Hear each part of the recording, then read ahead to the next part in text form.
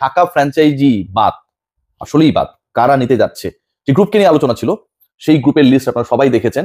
এবং গতকালকে আমরা প্রেস ব্রিফিং এ যেই ব্যাপারটা দেখেছি, ইফতেখার রহমান মিঠু বাংলাদেশ ক্রিকেট বোর্ডের বিপিএল গভর্নিং কাউন্সিলের সদস্য সচিব, তিনি যে 8টা প্রতিষ্ঠানের, আগ্রহী প্রতিষ্ঠানের লিস্ট দিয়েছেন, সেটা হচ্ছে ফিনান্সিয়াল ইস্যুতে তারা কোয়ালিফাই করেছে। এর বাইরে কিন্তু ইন্টিগ্রিটি ইস্যু নিয়ে Bangladesh cricket board they are doing their job.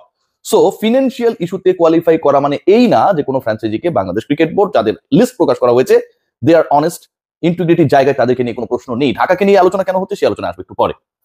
দ্বিতীয় পয়েন্ট যেটা, সেই ডান হাতি ব্যাটসম্যান, টপ অর্ডার ব্যাটসম্যান আলোচিত কোন এক ফ্র্যাঞ্চাইজিতে গতবার বিপিএল খেলেছিলেন এবং ক্রিকেটারদেরকে নষ্ট করার পেছনে একটা বড় ভূমিকা তার ছিল, আছে।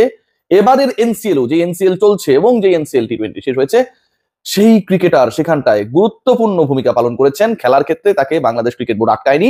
বিপিএল এ তার খেলা হবে না, কে সে আমি জানি না। বিপিএল এ তার খেলা না হলে আমরা গেস করতে পারবো। আলোচনা নাম্বার 3, এই যে ক্রিকেটারদের নাম এখন পর্যন্ত প্রকাশ করছে না বাংলাদেশ ক্রিকেট বোর্ড, অপ্রকাশিত সেই ক্রিকেটারদের ব্যাপারে ফ্র্যাঞ্চাইজিগুলোকে বলা হয়ে গেছে যারা দল পাবে তারা কোনোভাবেই এই ক্রিকেটারদের, যারা 2 নম্বরই করেছে, দুর্নীতি করেছে, ফিক্সিং এ জড়িত ছিল, সন্দেহভাজন, তাদেরকে দলভুক্ত করবেন না।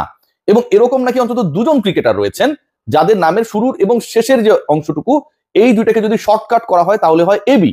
আমি জানি না তারা কারা, কারণ অনেক ক্রিকেটার খেলেছে, এত বড় লিস্ট থেকে আসলে সামনে এ পরে বি এটা বাইর করা আমার জন্য ডিফিকাল্ট, কারণ এত মেধাবী আমি না এবং এটা গেস করে বলার কোনো সুযোগ নেই। অন্তত 2 জন ক্রিকেটার, একজন নাকি হচ্ছে ভালো ব্যাটিং করেন, আরেকজন নাকি হচ্ছে মোটামুটি মানের একজন বোলার। সো দুজনের ক্যারেক্টার 2 রকম, নামের আদ্যক্ষর এবং শেষাংশে মিল থাকলেও তাদের ক্রিকেটিং রোলটা different. 4 important part, Bangladesh cricket board নিজেই ফ্র্যাঞ্চাইজি পরিচালনা করতে যাচ্ছে এখন পর্যন্ত যে খবর। 1 নম্বর থেকে শুরু করি, ঢাকার থাকা না থাকা, এবং তারপরে সেই ব্যাটার নিয়ে আলোচনা করব। ঢাকাকে নিয়ে যে আলোচনাটা হচ্ছে সেটা ওই ইন্টিগ্রিটি ইস্যু নিয়ে। প্রথম আলোর ক্রীড়া সম্পাদক তারেক মাহমুদ মনি ভাই, আসসালামু আলাইকুম।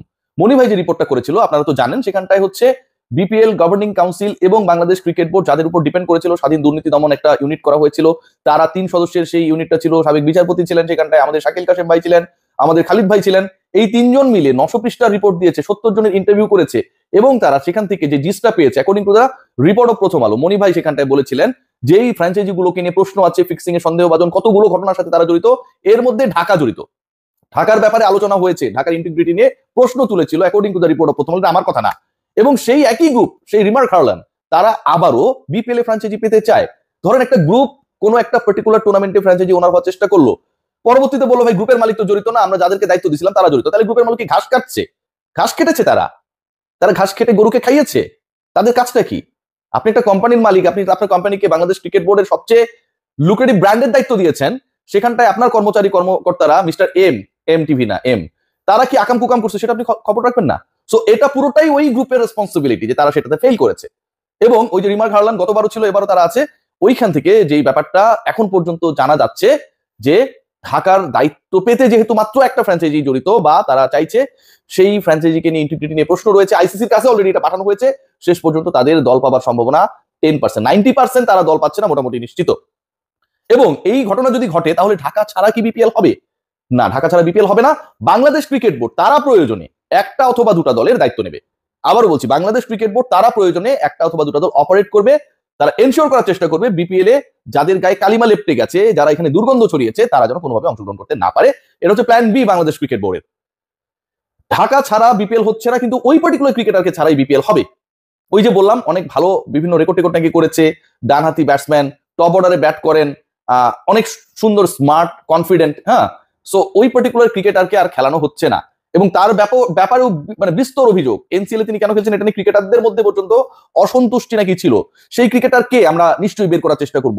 এবং ইন্টারেস্টিং পার্ট, তিনি কি ওই অংশের কেউ নাকি, ওই যে বললাম যে 2 জন ক্রিকেটার নাকি রয়েছেন যাদেরকে নেওয়া হবে না, খেলানো হবে না, যাদের বিরুদ্ধে অভিযোগ প্রায় প্রমাণিত, যে ওই যে বললাম যে সামনের অক্ষর এ পরের অক্ষর বি, এর আসলে কারা আমি জানি না, তার মধ্যে তিনি পড়েন কিনা সেটাও আমি জানি না, আসলে আমি আসলে কিছুই জানি না। এবং এই ইন্টারেস্টিং জায়গাটায় মোটামুটি বাংলাদেশ ক্রিকেট বোর্ড তারাও একটা ইন্টারেস্টিং ভূমিকা পালন করছে। মানে আপনি চুরি করছেন, চোরের নাম প্রকাশ করবেন না, কি মহানুভব ক্রিকেট বোর্ড, মনে হয় যে মানে কি বলবো, এত ভালো, এত লক্ষ্মী সোনার মতো ভূমিকা পালন করে মাঝে মাঝে, এখানে বলার কিছু থাকে না। আপনার বাসায় চুরি করেছে, চুরি করে সবকিছু নিয়ে গেছে, আপনি বলেন না ভাই চোরের মান সম্মান আছে, ফ্যামিলি আছে, কোন একটা গ্রামে বসবাস করে, ওর বউ বাচ্চার কাছে কেমনে ফেরত যাবে, আমরা ওর নামটা বলবো না। এইরকম যদি হয়, বিপিএল যারা চুরি করেছে, 2 নম্বরই করেছে, বাংলাদেশ ক্রিকেট বোর্ড যদি তাদের নাম প্রকাশ না করে, এটা এরকমই সাধুর তত্ত্ব গল্পের মতো অনেকটা দাঁড় হয়ে যায়। শেষ পর্যন্ত তাদের খেলা হবে না, ফ্র্যাঞ্চাইজিগুলোকে সেটা বলা হয়েছে। ক্রিকেটাররা কারা কারা একটু বোঝার চেষ্টা করুন। আমি একটু আবারও হিন্টস দিতে পারি, সেটা হচ্ছে যতটুকু শুনেছি যে একজন জাতীয় দলের লিগে পেসার ছিলেন, তিনি নাকি অনেক বাইরে বাইরে বল টল করেছেন।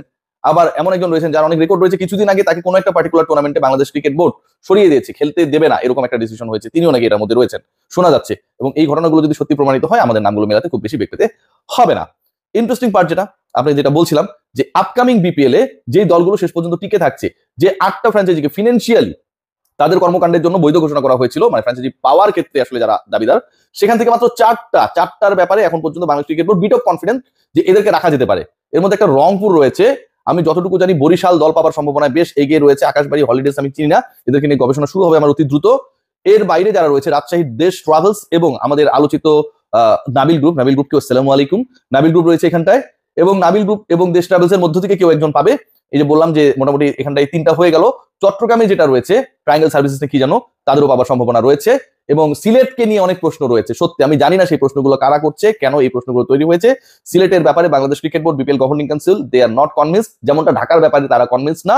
এবং ইন্টারেস্টিংলি আপনারা সবাই জানেন খুলনা কিন্তু বাদ পড়ে গেছে, এবং খুলনার এখনো যোগাযোগ নাকি চলছে বিপিএল গভর্নিং কাউন্সিলের সাথে। শেষ পর্যন্ত let's see what happen. But Bangladesh cricket board যদি এরকমটা হয় যে 3টে-4টা বেশি তারা দল পাচ্ছে না যারা আসলে সৎ, তাহলে ক্রিকেট বোর্ডই অন্তত 1টা অথবা 2টা দলের দায়িত্ব নেবে এবং দল অপারেট করবে। সবাই ভালো থাকবেন, take great care, bye by.